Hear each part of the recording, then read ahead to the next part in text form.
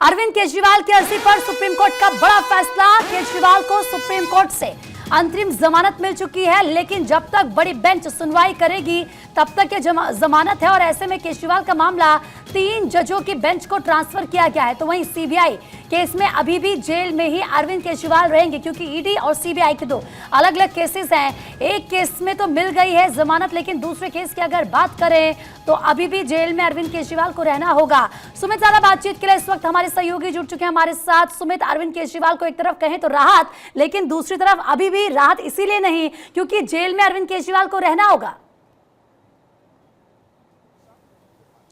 बिल्कुल प्रीति, देखिए PMLA case में अरविंद केजरीवाल को बड़ी राहत सुप्रीम कोर्ट से मिली है और इसी मुद्दे पर हमारे साथ बातचीत करने के लिए मौजूद हैं आम आदमी पार्टी के लीगल सेल के अध्यक्ष संजीव जी, उनसे हम बात कर लेते हैं। सर, एक लीगल क्वेश्चन सुप्रीम कोर्ट ने फ्रेम कर दिया है कि पूछताछ जांच के दौरान गिरफ्तारी जरूरी है या नहीं, इसको अब लार्जर बेंच के पास सुप्रीम कोर्ट ने रेफर कर दिया है। और क्या कुछ 3 क्वेश्चन सुप्रीम कोर्ट ने फ्रेम किए हैं? देखिए, हम लोगों ने जो अरेस्ट चैलेंज की थी तो हम लोगों का प्रमुख रूप से यही ऑब्जेक्शन था कि जिस तरीके से माननीय मुख्यमंत्री को, जो चुने हुए मुख्यमंत्री हैं, उनको अरेस्ट किया गया, इस केस के अंदर ना एफआईआर में उनका नाम था, ना उनके खिलाफ कोई ऐसे साक्ष्य है अभी तक ईडी पब्लिक डोमेन में या कहीं पर भी कोर्ट के सामने लेकर आई है।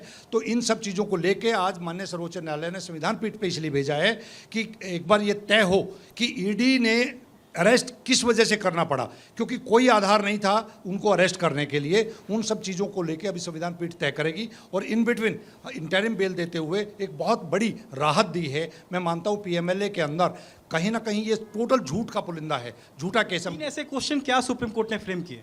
देखिए, एक तो ये कहा है कि किन सर्कमस्टांसेज में एक चुने हुए मुख्यमंत्री को अरेस्ट किया, ये संविधान पीठ तय करेगी। ये ईडी को सेटिस्फाई करना पड़ेगा कि किन सर्कमस्टांसेज में ईडी ने अरेस्ट करने का डिसीजन लिया, और ये भी तय करेगी कि क्या इस तरीके के पीएमएलए केस में जिसमें एफआईआर में नाम नहीं है और जिस केस के अंदर कहीं पर भी कोई शख्स है, अब तक भी कोई मनी ट्रेल एस्टेब्लिश नहीं कर पाए, ये इनफैक्ट पीएमएलए का केस बनता ही नहीं है।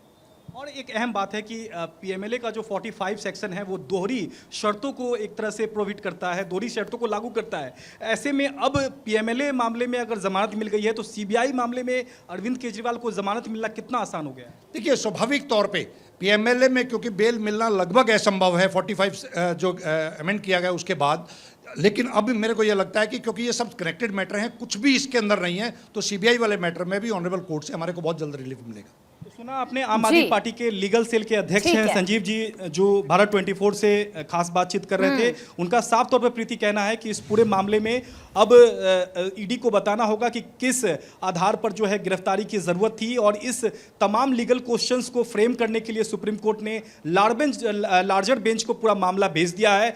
तब तक अंतरिम जमानत जो है अरविंद केजरीवाल को, ये कहते हुए सुप्रीम कोर्ट ने दे दी है कि वो राज्य के मुख्यमंत्री हैं और 90 दिनों से वो जेल में बंद है, लिहाजा उन्हें और भी जेल में रखने का कोई आधार नहीं बनता है। तो निश्चित तौर पर अब सीबीआई केस में भी जल्द उनकी रिहाई का रास्ता साफ हो सकता है, क्योंकि सीबीआई में केसेस में फिर भी एज कंपेयर टू पीएमएलए के तहत जल्दी जमानत मिल जाती है, आसान ये होता है। बिल्कुल सही कहा सुमित आपने, लेकिन फिलहाल आपका बहुत बहुत शुक्रिया तमाम जानकारी देने के लिए।